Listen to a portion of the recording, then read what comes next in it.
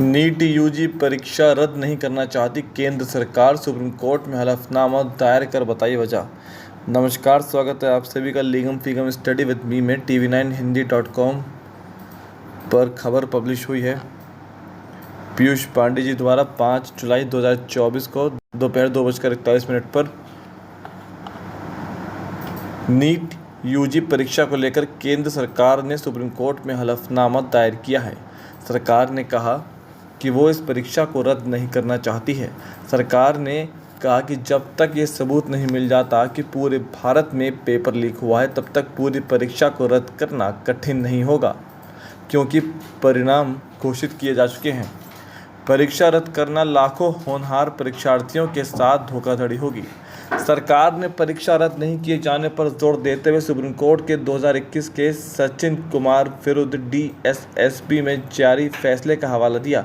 सरकार ने कहा कि शिक्षा मंत्रालय की ओर से एक हाई लेवल कमेटी NTA को बेहतर बनाने और परीक्षाओं को सही तरीके से कराने के सुझाव देने के संबंध में गठित की गई है। इस कमेटी का नेतृत्व पूर्व इसरो चेयरमैन डॉक्टर के राधाकृष्णन कर रहे हैं, जो 2 माह में मंत्रालय को रिपोर्ट सौंपेंगे। पेपर लीक करने के पीछे संगठित गिरोह और सरगना का पता लगाने के लिए जांच लगातार जारी है। सरकार ने कहा कि सेंट्रल एजेंसी जांच में मिली लीड के आधार पर आगे बढ़ रही है। पेपर लीक के पीछे कौन है, इसका जल्द पर्दाफाश होगा। हर एक पहलू पर गौर किया जा रहा है और हर एक तथ्य को खंगाला जा रहा है। सरकार ने हाल ही में लागू किए गए सार्वजनिक परीक्षा कानून का हवाला दिया और कहा कि भविष्य में ऐसे मामलों में दोषियों के खिलाफ सख्ती से निपटा जा सके, इसके लिए सरकार सख्त कानून लेकर आई है। सरकार की ओर से शिक्षा मंत्रालय में उच्च शिक्षा विभाग के निदेशक वरुण भारद्वाज ने सुप्रीम कोर्ट में हलफनामा दाखिल किया। शिक्षा मंत्रालय ने दाखिल हलफनामे में सफाई दी और कहा कि सरकार और उसके निकाय सभी प्रतियोगी परीक्षाएं सही और पारदर्शी तरीके से कराने के लिए प्रतिबद्ध है। परीक्षाओं के मद्देनज़र प्रश्न पत्रों को गोपनीय रखना सरकार की सबसे बड़ी प्राथमिकता है। सरकार ने कहा कि जिन आपराधिक तत्वों ने प्रश्न पत्रों की गोपनीयता भंग की है, उन्हें कानून की पूरी ताकत के साथ कदम उठाकर सरकार सज़ा दिलाएगी।